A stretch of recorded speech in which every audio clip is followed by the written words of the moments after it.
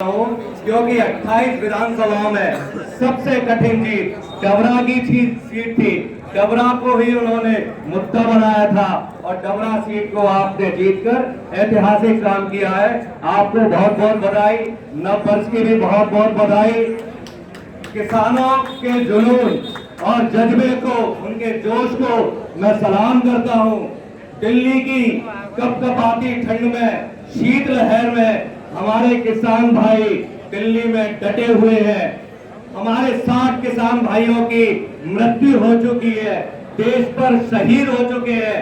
हमारे परिवार में, पड़ोस में किसी की मृत्यु हो जाती है तो शोक मनाया जाता है।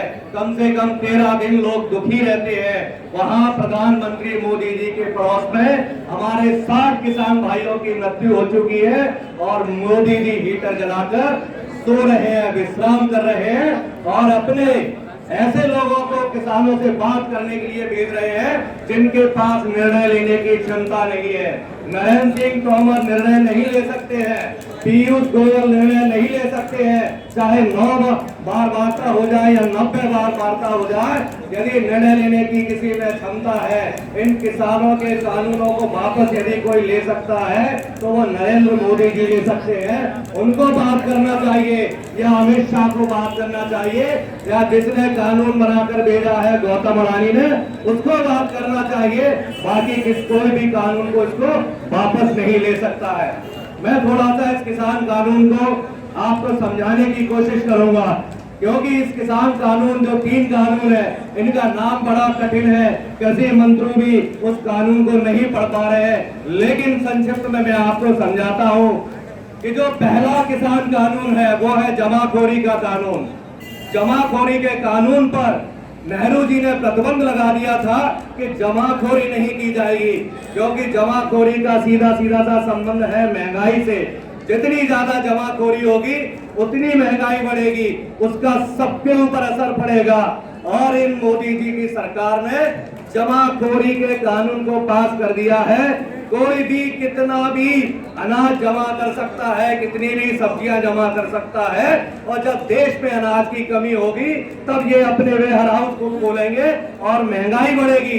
तो ये केवल किसानों की समस्या नहीं है, ये समस्या हमारी और आप सबकी है। जो अनाज किसान को सस्ते में बेचेगा और हमें वही अनाज महंगा मिलेगा। दूसरा कानून इन्होंने बनाया है ठेकेदारी का कानून, कि जमीन को ठेके पर दिया जाएगा, जिसको कॉन्ट्रैक्ट फार्मिंग बोला जा रहा है। अब ठेके पर जमीन दी जाएगी तो ठेकेदार अपना फायदा देखेगा, वो किसान का फायदा नहीं देखेगा। जब फसल आएगी तो वो देखेगा कि मुझे फायदा हो रहा है या नुकसान हो रहा है। मैं आपको उदाहरण देके समझाता हूँ। जैसे गेहूं का कॉन्ट्रैक्ट हुआ 1500 रुपए प्रति क्विंटल में, और जब फसल आई और उस गेहूं के दाम यदि 2000 रुपए प्रति क्विंटल है तो व्यापारी कहेगा कि आपसे मेरी बात 1500 रुपए प्रति क्विंटल में हुई थी, मैं 2000 रुपए प्रति क्विंटल में नहीं लूंगा, जबकि मार्केट में भाव 2000 रुपए प्रति क्विंटल है। तो फायदा किसको हुआ? उस ठेकेदार को हुआ। 500 रुपए प्रति क्विंटल उसको वही फायदा हो रहा है। अगली बार वही फसल आती है, गेहूं आता है और मार्केट में यदि गेहूं की कीमत 1000 रुपए प्रति क्विंटल है तो किसान कहेगा कि भैया पिछली बार भी आपका 1500 से